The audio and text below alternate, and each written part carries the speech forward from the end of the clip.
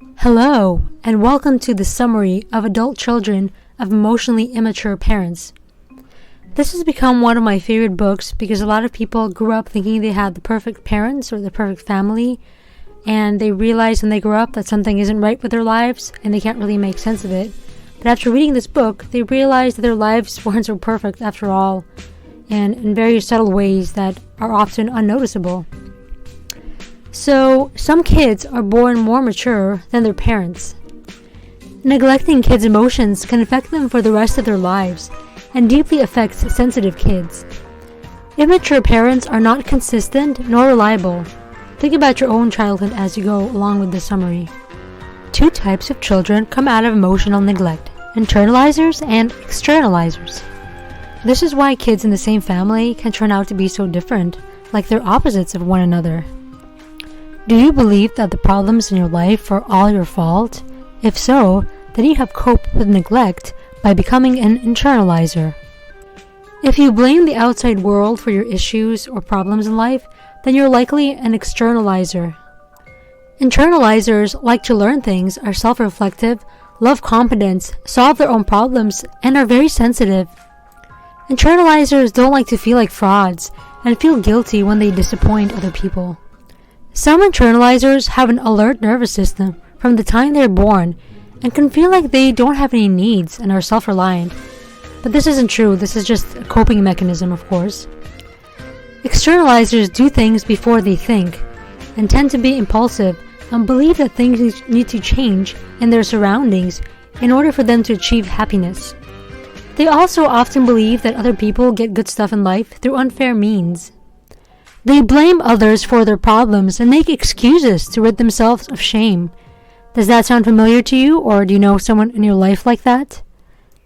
Externalizers also feel a low sense of self-worth, sometimes or often. Emotional loneliness happens when people don't have enough emotional intimacy with others. A lot of people grow up feeling unseen if their parents were preoccupied with their own life and kind of ignored their child, at least emotionally. Feeling lonely is as painful as physical distress.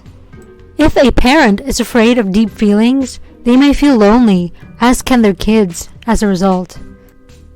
Emotional intimacy means having a person you can say anything to without risking, offending them or backlash, even exchanging looks or sitting in silent understanding. Emotionally mature parents are comfortable with their feelings and those of others, and they allow their kids to talk about their problems, so they're dependable to their kids. Preoccupied parents don't validate their kids' feelings, are sometimes uncomfortable even with their own feelings, and don't notice their kids' emotional needs or experiences.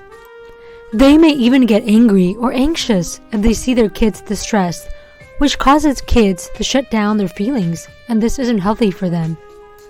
Emptiness comes from lack of empathy. Begging a parent to get noticed is not normal to a child. Kids play the role their parents want and try to please them to get closer to their parents. Hate is a normal reaction when someone is trying to control you too much. Some single people might have draining relationships with their parents that are so burdensome that they have no desire to get into a romantic relationship.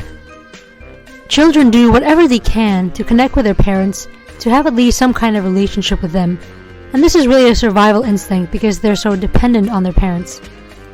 Many kids want to become self-sufficient and grow up fast to get out of the house. They get into lonely relationships and feel like they might belong if they grow up and not be with their parents anymore. Emotionally immature parents don't validate the instincts or feelings of their kids. Relationships shouldn't feel like work constantly. People can trust themselves to know when they feel emotionally happy and when something feels missing in their lives. When parents neglect or reject their kids, they grow up with low self-esteem and shyness because they don't want to bother anyone with their needs. So when they grow up, they don't ask for what they want and they expect others to reject them. Bad dreams, anxiety, and depression haunt people who were emotionally neglected in childhood, even if they're successful right now. Children of emotionally mature parents may feel they must do everything themselves and can't ask for help. Of course, they should ask for help. This isn't true. The capable kids almost parent themselves and don't ripple any waves, so their parents don't get alarmed. People need emotional connection because historically, being part of a group ensured survival for the ancestors. Many parents are immature, but not intentionally, and they don't even realize that they are this way. People can lose control of emotions when they're tired or stressed, and this is normal from time to time, but for some people, it's part of who they are, and they do it all the time. They always lose control, and that's not normal to lose control and project your anger towards someone else. The definition of emotional maturity is an ability to think conceptually and logically while having good relationships with others and not exploiting them. This maturity includes honesty, comfort, empathy, emotional intelligence, and impulse control.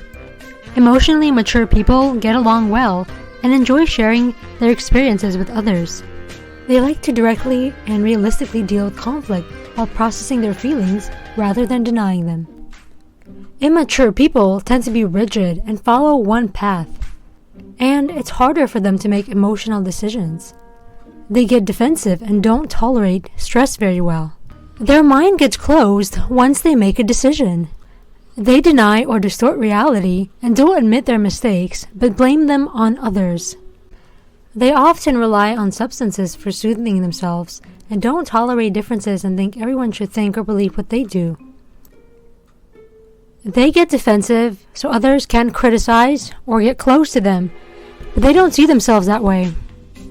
Their self-esteem is dependent on how others perceive them, and they constantly monitor if their needs are being met. Sadly, they have arrested development that occurred in childhood, and they bring all the attention back to themselves. A lack of empathy and sharing of emotions is a critical sign that someone is emotionally immature. Empathy helps moms see and feel the state of their baby from its point of view. Empathy allows people to see someone else's interests and realize the uniqueness of people's minds and thoughts. Empathy is a part of emotional intelligence that allows for career success. Empathy enables people to relate to someone else's feelings and not just know about them. In the next video, I will talk about the 4 types of immature parents and how to live life and manage your relationship with them. Thank you so much for watching. Until next time.